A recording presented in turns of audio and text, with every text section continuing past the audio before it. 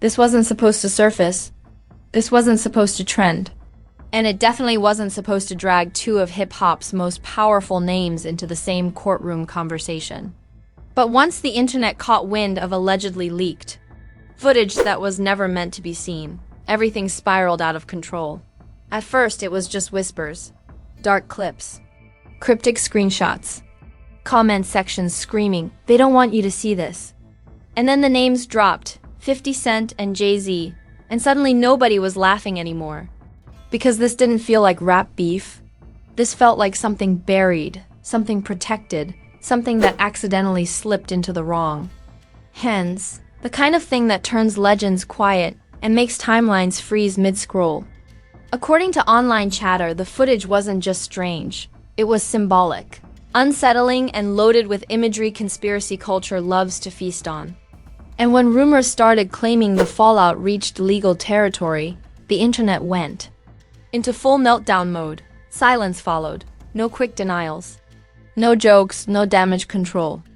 And in today's culture, silence doesn't calm people down. It convinces them they're onto something. Because when secrets leak, power doesn't stay comfortable. And when two icons are forced into the same narrative, the story stops being entertainment and starts feeling explosive. This didn't begin as a headline. It began as a whisper that refused to die. The kind of whisper that floats around the internet long enough to make people uncomfortable, but not long enough to be dismissed. At first, it was just fragments, low-quality clips, blurred screenshots, captions screaming that something wasn't meant to be seen. The internet has seen this pattern before, but this time, the names attached to it changed everything. Because once 50 Cent's name entered the conversation, speculation turned into expectation. And when Jay-Z's name followed, the internet stopped treating it like entertainment and started treating it like exposure.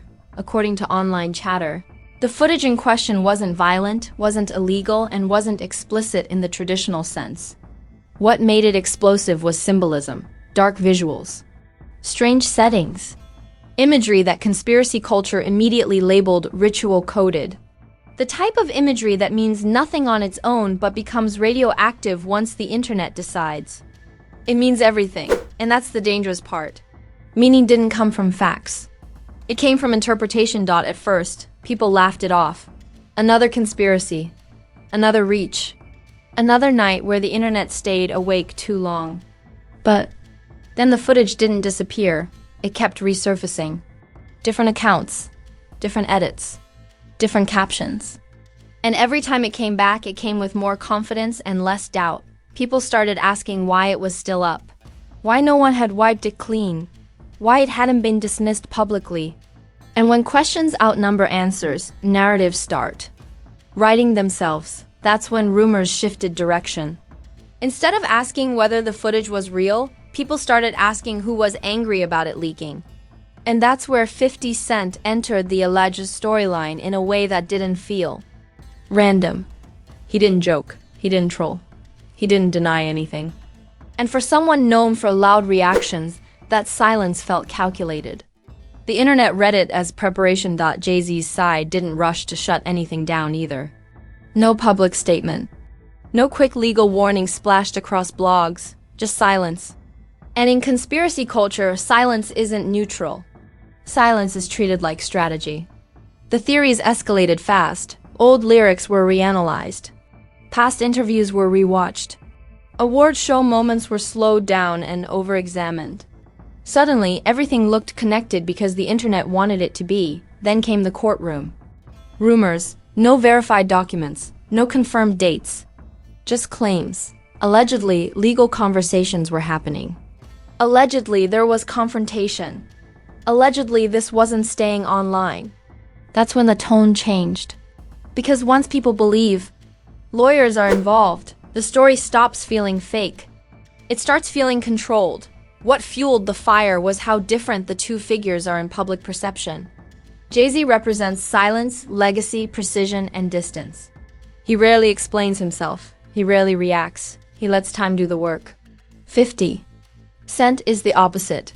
He thrives in chaos. He weaponizes attention. He waits until pressure builds, then releases it at the worst possible moment. That contrast made the alleged confrontation feel believable, even without proof. Online commentators framed it as power versus disruption, one side protecting mythology, the other side allegedly threatening exposure. People joked that this made every past rap feud look like playground arguments. Some said this felt more like a corporate thriller than hip-hop drama. And humor didn't calm anything down. It amplified it. The more people joked, the more uncomfortable the conversation became. Because beneath the memes was a real question nobody could answer. If this was completely fake, why hadn't it been buried yet? Normally, false stories die fast when they hit powerful names. This one didn't. It mutated. 50 Cent's lack of denial became the loudest detail in the room. The internet didn't see it as restraint. It saw it as leverage. As if he didn't need to say anything, because the situation was already speaking for him. People speculated this wasn't about belief systems or rituals at all. They said it was about control of narrative, about what happens when private imagery becomes public speculation, about who gets to decide what stays hidden and what doesn't. Jay-Z's brand has always relied on mystery, on minimal access, on letting fans project greatness without interruption. And mystery collapses the moment the internet believes it has seen behind the curtain. That belief alone is enough to cause damage, even if it's based on nothing solid. As days passed, the footage itself mattered less than the reaction to it. The idea that something uncomfortable existed became more powerful than whatever the footage actually showed. That's how conspiracy culture works. The absence of clarity becomes proof of depth. And that's where this story became dangerous. By the end of this phase, people weren't debating authenticity anymore. They were debating implications. What it meant if the footage was symbolic, what it meant if it was misunderstood, what it meant if powerful figures were scrambling behind closed doors to contain something that shouldn't have escaped. And once the conversation reaches what it means, there's no rewinding it. Once the story crossed into its next phase, the internet didn't just speculate anymore, it organized. What had started as scattered whispers hardened into camps, timelines, and talking points. People weren't asking whether the footage existed, they were arguing over what it supposedly meant. And meaning, once assigned, spreads faster than facts ever could. This is where everything escalated. Memes took over first. Doc humor, exaggerated captions, slowed down clips stitched with dramatic music. The internet treated the rumor like a blockbuster trailer that never dropped the movie. And every meme did the same thing. It normalized the idea that something serious had happened, even without proof. That normalization was dangerous, because it turned speculation into assumption. Online commentators jumped in next, dissecting the situation with the confidence of people who knew just enough to sound convincing. They didn't claim facts, they claimed patterns. They spoke in hypotheticals that felt definitive. If this were fake, it would be gone. If this meant nothing, someone would have said so. Those statements didn't prove anything. But they convinced a lot of people. The footage itself became almost irrelevant. Most people hadn't even seen a full clip. What they reacted to was the idea of it. Dark imagery, alleged symbolism. The word ritual doing most of the heavy lifting. The internet loves mystery because mystery invites imagination, and imagination fills gaps aggressively. Every blank space became a canvas for conspiracy. As the noise grew louder, attention shifted toward reactions instead of evidence. Or more accurately, the lack of reactions. No immediate denials. No public legal threats. No official explanations. Silence became the loudest sound in the room. People started reading that silence as intention, not avoidance, control. The idea spread that powerful figures don't respond when they believe time will erase the problem. That belief fed into the narrative that something was being managed behind closed doors instead of addressed openly. Whether true or not, the perception stuck. Then came the alleged courtroom angle. Claims began circulating that legal conversations were happening quietly, that this wasn't a public spectacle yet because it was being handled privately. No documents surfaced. No verified filings appeared. But the rumor didn't need paperwork to survive. It needed plausibility. And in the internet's eyes, Plausibility was enough. The contrast between the two figures at the center of the storm made the story feel even more believable. One represents distance, legacy, and silence. The other represents disruption, confrontation, and strategic chaos. That contrast allowed people to imagine a collision even if one never happened. The narrative wrote itself because it felt logical, not because it was proven. Comment sections turned into battlegrounds. Some insisted this was all nonsense, another conspiracy inflated by bored timelines. Others argued that dismissing it was exactly how powerful stories get buried. Each side accused the other of either being naive or complicit. Nobody wanted to be wrong. Everyone wanted to be first. The public outrage didn't explode all at once. It simmered, it built, it lingered. That lingering mattered because it kept the topic alive without burning it out. Every few hours, a new clip or thread would resurface, just enough to reignite the discussion. The story refused to die quietly. What escalated things further was how older material started getting pulled into the present. Lyrics were reread. Old interviews were clipped. Award show moments were reinterpreted. Innocent gestures were turned into alleged symbols. Context collapsed under reinterpretation. This wasn't about truth anymore. It was about narrative gravity. Once a story pulls in enough references, it feels real simply because it's connected to so many things. The web of speculation became too large to unravel easily. And that's when people stopped asking for a confirmation. They started asking for outcomes. What happens next? Does someone speak? Does something leak again? Does this move from rumor to revelation? Silence stretched on, and silence, over time, becomes its own form of messaging. Not clarity, not denial, just space for assumptions to grow. The internet filled that space eagerly. Some argued the silence was strategic. Others said it was irrelevant. But both sides agreed on one thing. This didn't feel finished. It felt paused. Like the calm in the middle of a storm where nobody knows which direction the wind is about to shift. That uncertainty kept people hooked. By the end of this phase, the conversation had matured into something heavier. Not louder, heavier, less joking. More seriousness, less memes, more theory threads. The tone suggested people believed they were watching the early stages of something bigger. And belief is powerful. This wasn't just about leaked footage anymore. It was about exposure culture. About how the internet treats secrecy as guilt. About how mystery becomes evidence when audiences don't trust institutions or silence. The story evolved from gossip into a case study, and once a narrative reaches that stage, it doesn't need proof to survive. It needs momentum. Momentum was already there. People waited. They watched. They speculated harder. Because in internet culture, unresolved stories don't fade. By the time the conversation reached this stage, the rumor itself had almost faded into the background. What remained was something far more powerful and far more dangerous: perception. Because once the internet decides a story feels real, reality becomes optional. The alleged footage no longer needed to be seen. Its existence had already been accepted by enough people to reshape how everything was being interpreted.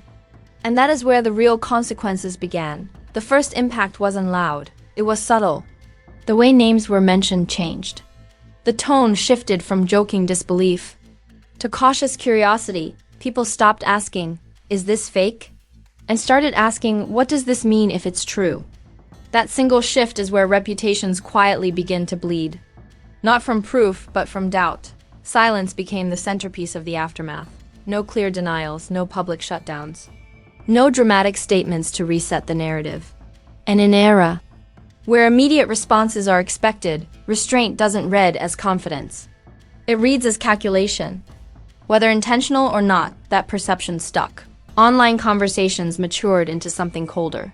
Less hype, more analysis. People debated power structures instead of clips.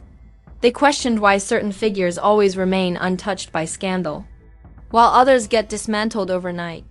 The alleged confrontation stopped being framed as personal conflict and started being framed as institutional tension. Exposure versus control. Noise versus silence. That framing widened the audience. This wasn't just hip-hop fans anymore. It became a conversation for people already skeptical of elites, secrecy, and untouchable brands. The rumor fed into an existing distrust that didn't need much encouragement.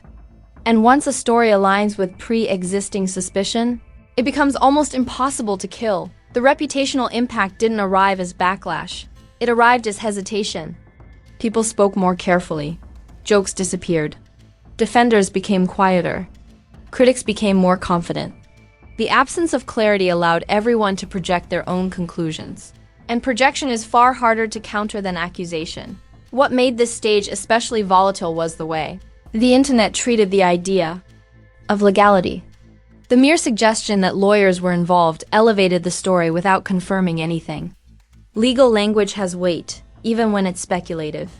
Once people believe something is being handled privately, they assume it's serious. That belief triggered another shift. Instead of waiting for evidence, people began waiting for outcomes. Would something else leak? Would someone finally speak? Would this explode publicly or dissolve quietly?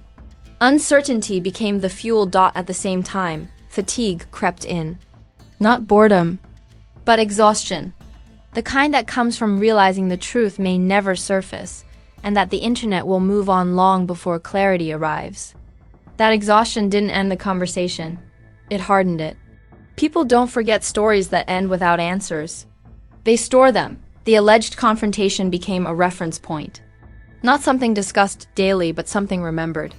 A remember when that carries unresolved weight. An unresolved weight is how narratives survive time. It doesn't need updates. It just needs memory. The most damaging part wasn't what people believed happened. It was that people believed something happened at all. That belief alone was enough to alter how future silence, future moves, and future headlines would be read. Context was permanently changed. The internet doesn't need confirmation to adjust behavior. It just needs suspicion. And suspicion had already done its work. Every unrelated headline now risked being tied back to this moment. Every unrelated silence risked being misinterpreted. That's the long tail of viral speculation. What followed wasn't escalation. It was embedding. The story settled into the background of culture, waiting to be revived by the next trigger. A lyric, a lawsuit, a random clip. Anything could reopen it. That's how unfinished narratives operate. The irony is that nothing concrete had to happen for the damage to exist. The system did it on its own. Attention amplified rumor. Silence amplified interpretation. Time amplified belief. And belief doesn't require proof to persist. By now, the story had stopped being about footage, rituals, or confrontation. It became about power and secrecy in the digital age. About how quickly mystery turns into evidence. About how easily speculation becomes truth when trust is already low. That made it bigger than the people involved. And that's why this moment mattered. Not because it was proven. Not because it was denied. But because it revealed how fragile even the strongest images become once the internet decides to question them. Legends aren't destroyed by facts anymore.